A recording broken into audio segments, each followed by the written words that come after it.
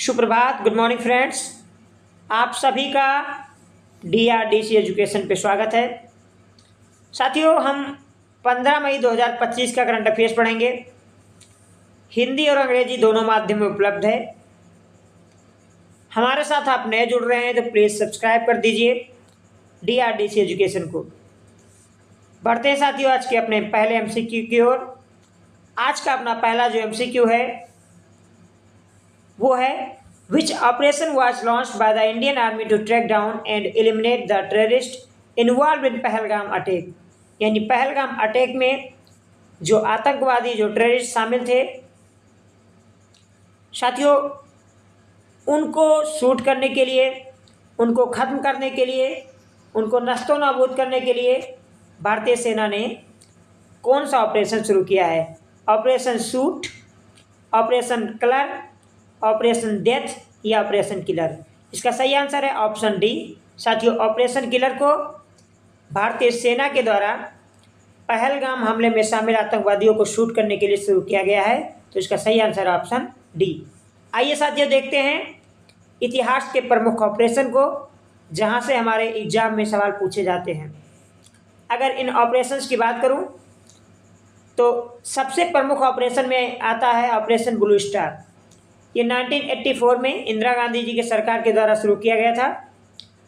तब जब खालिस्तानियों ने स्वर्ण मंदिर पर कब्जा कर लिया था तो वहाँ पर ऑपरेशन ब्लू स्टार के अंतर्गत भारतीय सेना ने स्वर्ण मंदिर में प्रवेश किया था और खालिस्तानी आतंकवादियों से स्वर्ण मंदिर को आज़ाद कराया था।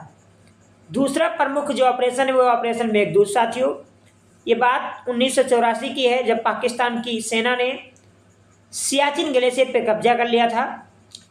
तब भारतीय सेना ने ऑपरेशन मेघदूत के तहत सियाचिन ग्लेशियर पर भारत का नियंत्रण दोबारा स्थापित किया था। इसके अलावा तीसरा प्रमुख जो ऑपरेशन है वो ऑपरेशन कैक्टस है। साथियों, ये पहली बार ऐसा था जब भारतीय सेना ने किसी देश के आंतरिक मामलों में दखल दिया था। बात 1988 की है।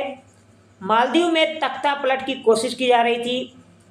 चाइना द्वारा प्रायोजित था ये पूरी तरीके से। ऐसे में भारतीय सेना ने ऑपरेशन कैक्टस के तहत मालदीव में हस्तक्षेप किया और तख्ता पलट की कोशिश को नाकाम कर दिया। इसके अलावा साथियों और जो प्रमुख ऑपरेशन है जहां से सवाल पूछे जाते हैं उनमें है ऑपरेशन पराक्रम। ऑपरेशन पराक्रम की बात करें साथियों तो ये 2001-2 में शुरू किया गया था। ये तब भारतीय सेना ने शुरू किया था जब संसद पे हमला हुआ था और उस समय भारत पाकिस्तान की सेना के बीच एक तरीके से तनाव बढ़ गया था और उस समय भारतीय सेना ने ऑपरेशन पराक्रम चलाया था। और इसी ऑपरेशन पराक्रम के तहत जितने लोग भी भारतीय संसद पर हमला करने आए थे उनको भारतीय सेना ने मार गिराया था। अगला ऑपरेशन है साथियों ऑपरेशन राहत। ये 2015 में भारत के द्वारा शुरू किया गया। यमन में जब गृह युद्ध छिड़ गया था तो वहां से भारतीय नागरिकों को निकालने के लिए भारत सरकार ने ऑपरेशन राहत की शुरुआत की थी। जबकि यूक्रेन और रूस के बीच जो युद्ध हुआ था उसमें भारतीयों को यूक्रेन से निकालने के लिए ऑपरेशन गंगा की शुरुआत 2022 में की गई थी। साथियों, अगला जो MCQ है साथियों वो है कि केंद्रीय रक्षा मंत्री राजनाथ सिंह ने ब्रह्मोस एरोस्पेस प्रशिक्षण सुविधा का उद्घाटन कहाँ किया? Option A Mumbai, B Delhi, C Lucknow या डी हैदराबाद? इसका सही आंसर है ऑप्शन सी लखनऊ। लखनऊ में साथियों भारतीय केंद्रीय रक्षा मंत्री राजनाथ सिंह जी ने ब्रह्मोस एरोस्पेस प्रशिक्षण सुविधा का उद्घाटन किया, तो इसका सही आंसर है ऑप्शन सी। ब्रह्मोस की बात करें साथियों तो एक सुपरसोनिक क्रूज मिसाइल है जो ध्वनि की गति से भी 3 गुना तेज चलती है और इसे इंडिया तथा रशिया के द्वारा मिलकर डेवलप किया गया है। ये भारत की ब्रह्मपुत्र नदी और रशिया की मास्कोवा नदी को मिलाकर इसे नाम ब्रह्मोस दिया गया है और इसका उपयोग पहली बार साथियों हमने पाकिस्तान के खिलाफ पहलगाम आतंकी हमले के बाद ऑपरेशन सिंदूर में किया है। अगला प्रमुख जो एमसीक्यू है साथियों कि हाल ही में नालसा के कार्यकारी अध्यक्ष के रूप में किसे नियुक्त किया गया? Justice B R. Gavai, justice Sanjiv Khanna, justice Suryakant या जस्टिस डी.वाई. चंद्रचूड़? इसका सही आंसर है ऑप्शन सी, जस्टिस सूर्यकांत। साथियों जस्टिस सूर्यकांत को नालसा के कार्यकारी अध्यक्ष के रूप में नियुक्त किया गया, जबकि जस्टिस बी.आर. गवई जी ने देश के 52वें चीफ ऑफ जस्टिस के रूप में कल शपथ ली। साथियों अगला प्रमुख जो एमसीक्यू है उसमें एक पुस्तक के विमोचन की बात की जा रही है। जनता की कहानी मेरी आत्मकथा पुस्तक का विमोचन किसने किया? नरेंद्र मोदी जी ने, अमित शाह जी ने, जगदीप धनखड़ जी ने या द्रौपदी मुर्मू जी ने? इसका सही आंसर है ऑप्शन सी, हमारे उपराष्ट्रपति जगदीप धनखड़ जी ने जनता की कहानी मेरी आत्मकथा पुस्तक का विमोचन किया। साथियों ये पुस्तक जो है, इस पुस्तक को हरियाणा के राज्यपाल बंडारा दत्तात्रेय जी के द्वारा लिखा गया है और इसका विमोचन हमारे उपराष्ट्रपति जगदीप धनखड़ जी के द्वारा किया गया है। अब बढ़ते साथियों अपने अगले एमसीक्यू और आज का अपना प्रमुख एमसीक्यू है कि भारत के 52वें मुख्य न्यायाधीश यानी चीफ जस्टिस ऑफ इंडिया के रूप में शपथ किसने ली? Who took oath as the 22 chief justice of India? Sanjiv Khanna, B R. Gavai, Suryakant या एस ओका? इसका सही आंसर है option B, B R. Gavai ji ने लिया साथियों।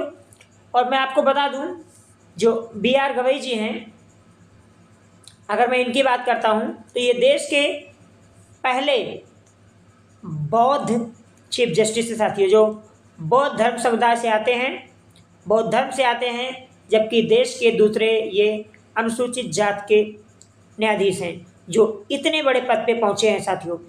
और अगर मैं बी.आई. गवई जी की बात करें तो बी.आई. गवई जी का कई मामलों में बड़ा इम्पोर्टेंट रोल रहा है। जैसे अगर मैं बात करूं तो नोटबंदी के समय नोटबंदी को जो वैध ठहराया गया था सुप्रीम कोर्ट के द्वारा, तो उसमें बी.आर. गवई जी शामिल थे। इसके अलावा इलेक्टोरल बोर्ड को गैरकानूनी घोषित किया गया था, अवैध घोषित किया गया था, उसमें भी शामिल थे। ऐसे तमाम महत्वपूर्ण सुप्रीम कोर्ट के वर्डिक्ट रहे हैं। जैसे मैं बात करूं 370 की, आर्टिकल 370 हटाना एक उचित और वैध तरीका था, इसमें भी डॉक्टर बी.आर. गवई साहब शामिल थे। माफ कीजिए साहब, इनका नाम डॉक्टर नहीं है, बी.आर. गवई साहब है, भूषण राम गवई जी। तो ये देश के 52वें चीफ जस्टिस ऑफ इंडिया बने हैं साथियों। अगर मैं बात करूं कि कौन बन सकता है चीफ ऑफ जस्टिस, उसके लिए क्या क्या होते हैं, तो सबसे पहले बात करें तो भारत के संविधान के आर्टिकल 124 सब क्लॉज 2 में मुख्य न्यायाधीश के चयन की प्रक्रिया और उन्हें कैसे दी जाएगी, उसमें मेंशन है कि राष्ट्रपति सुप्रीम कोर्ट के चीफ ऑफ जस्टिस को अपॉइंट करेंगे, शपथ ग्रहण उनके समक्ष होगा। साथियों देश में जो सुप्रीम कोर्ट है वो भारत के संविधान के आर्टिकल 124 से लेके आर्टिकल 147 तक है। मैं एक नई वीडियो लेके आऊँगा जिसमें हम टोटली बात करेंगे सुप्रीम कोर्ट के बारे में। अगर समय मिलता है तो हम जरूर लेके आएंगे साथियों। अगला प्रमुख सवाल है साथियों कि ऑपरेशन ब्लैक फॉरेस्ट किससे संबंधित है? नक्सलियों के खिलाफ अभियान में इसका सही आंसर यही है। तो छत्तीसगढ़ और झारखंड की सीमा पर नक्सलियों को खत्म करने के लिए गृह मंत्रालय ने ऑपरेशन ब्लैक फॉरेस्ट की शुरुआत की है और इसमें जो हमारे अर्धसैनिक बल हैं वो शामिल है। वो नक्सलवादियों के खिलाफ ऑपरेशन ब्लैक फॉरेस्ट जारी किए हैं साथियों। अगला प्रमुख एमसीक्यू है कि अमेरिका और सऊदी अरब के बीच किस राशि का समझौता हुआ है, कितनी राशि का समझौता हुआ है साथियों? 600 अरब डॉलर। इसका सही आंसर है ऑप्शन ए। साथियों राष्ट्रपति जो ट्रंप हैं उनके और सऊदी अरबिया के बीच में 600 अरब डॉलर रुपए की समझौता हुआ है। और एक सवाल उठ रहा है कि जो भारत और पाकिस्तान के बीच सीज फायर हुआ है, कहीं ना कहीं ये सऊदी अरब के कहने पे ट्रंप ने हस्तक्षेप किया है। और ये सवाल अब सुर्खियों में है, क्योंकि जिस तरह ट्रंप चिल्ला के कह रहे थे कि हमारे वजह से सीज फायर हुआ इंडिया और पाकिस्तान के बीच में, हमने करवाया है, तो कहीं ना कहीं भारत की जो कूटनीति है उस पर सवाल उठ रहे हैं। क्या हम किसी तीसरी शक्ति के या किसी सुपर पावर के दबाव में आके हम अपने निर्णय को चेंज कर ले हैं? क्या तब जब पाकिस्तान पूरी तरीके से आतंक के खिलाफ खड़ा हुआ था, आतंक में लिप्त था और हम आतंक के खिलाफ ऑपरेशन कर रहे थे, ऑपरेशन सिंदूर, ऐसे में हमारे ऑपरेशन सिंदूर को बीच में रोक देना और दोनों देशों के बीच में सीज फायर करवा देना, क्या ये अमेरिका के राष्ट्रपति की एक चाल थी? ये आज सवालों के घेरे में है साथियों। अगला प्रमुख एमसीक्यू है साथियों कि भारत की 6ठी सेमीकंडक्टर यूनिट किस स्थान पर स्थापित की जाएगी?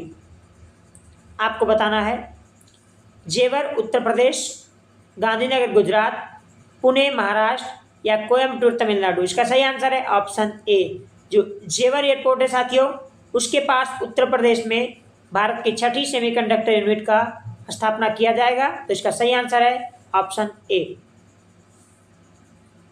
साथियों अगला प्रमुख एमसीक्यू है कि गुजरात सरकार ने 14 मई 2025 को कौन से नए पोर्टल लॉन्च किए हैं?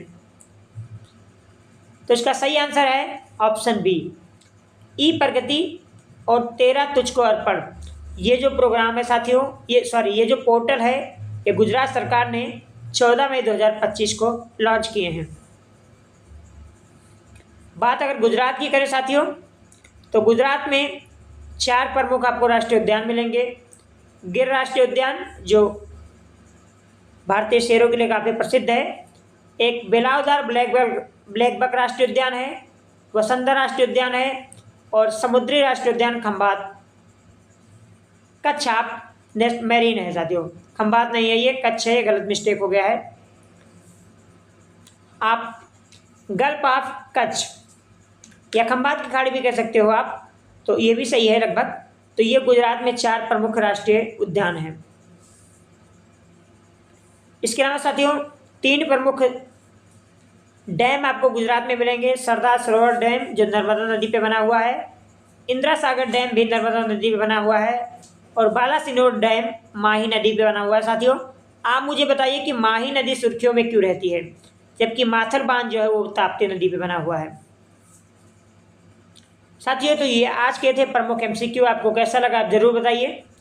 मुझे पता है कि छोटी मोटी त्रुटियाँ हुई हैं, क्योंकि मैंने पहली बार बाय फेस पढ़ाने की कोशिश की है, तो बहुत सारे हेजिटेशन होते हैं। आगे से मैं इसमें सुधार करूँगा। आप सभी से निवेदन है कि यदि आपने DRDC एजुकेशन को सब्सक्राइब नहीं किया तो सब्सक्राइब कर लीजिए, साथ ही बेल आइकन को प्रेस कर लेना ताकि आने वाला नोटिफिकेशन आपको मिलता रहे। जय हिंद, जय भारत।